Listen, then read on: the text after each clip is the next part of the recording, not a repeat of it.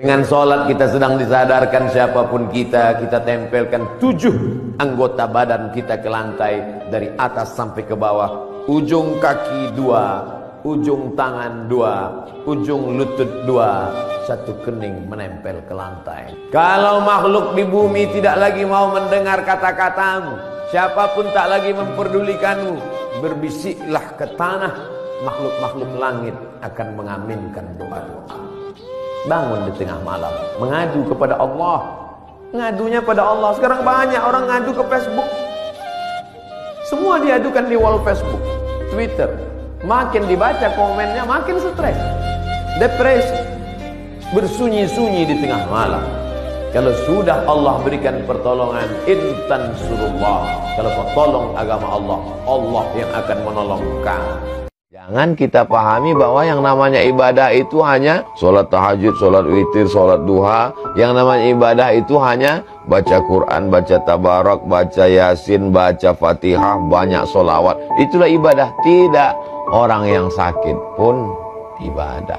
Bahkan ibadah yang paling tinggi bukan baca Quran, bukan jihad fisabilillah, bukan sholawat, bukan zikir. Ibadah yang paling tinggi adalah ridha menerima takdir Allah subhanahu wa ta'ala. Ibadah yang tidak mengeluarkan suara, tidak mengeluarkan energi, tidak mengeluarkan keringat, tidak mengeluarkan darah. Ibadah yang dalam keadaan diam, ridha menerima takdir ketetapan Allah subhanahu wa ta'ala. Kalau dipahami seperti ini, maka insya Allah kita tidak akan menyalah-nyalahkan Allah. Ketika rezeki kita diuji agak macet sedikit saja, kita tidak menyalahkan. Inilah gara-gara taubat ini. Coba kalau nggak taubat kemarin. Kenapa orang kejar-kejar sukses, kejar-kejar hidup mewah, kejar-kejar hidup nyaman, kejar-kejar hidup bahagia, kok nggak dapat-dapat? Karena membelakangi sumber cahaya. Apa sumber cahaya? Al-Quran. Apa sumber cahaya? Allah. Apa sumber cahaya? Hadis. Apa sumber cahaya? Masjid. Apa sumber cahaya? Sedekah. Apa sumber cahaya? Berbagi. Apa sumber cahaya? Menolong orang lain. Itulah sumber cahaya.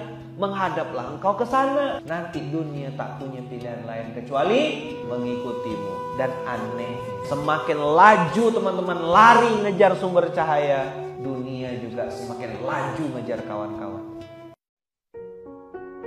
Ustadz, apakah dibenarkan membenci orang yang melakukan penyimpangan? Bencilah kekafiran, bukan orang kafir. Bencilah kemaksiatan, bukan pelaku maksiat. Kita gak suka dengan penyakit, bukan dengan orang sakit.